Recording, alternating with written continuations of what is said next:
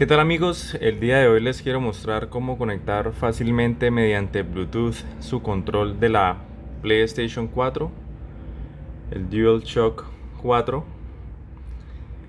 a un dispositivo Android. Para este caso voy a usar una tablet Nexus 7 2013.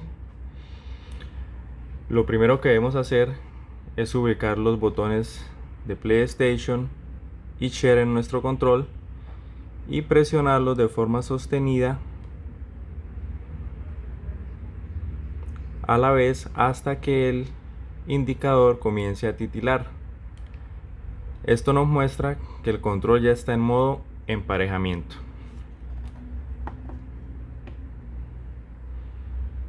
Posteriormente vamos a encender el Bluetooth de nuestro dispositivo móvil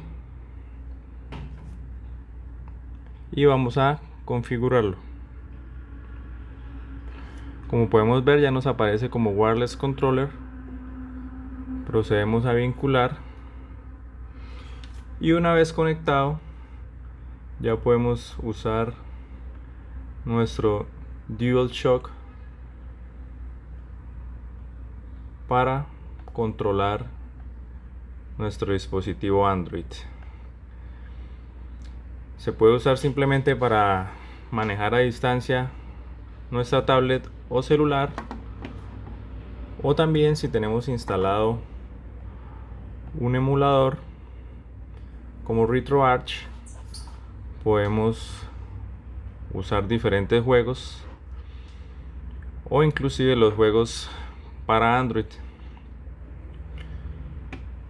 Eso era todo lo que les quería mostrar. Recordarles que es posible que tengan que configurar los botones del control para que tenga compatibilidad con sus juegos.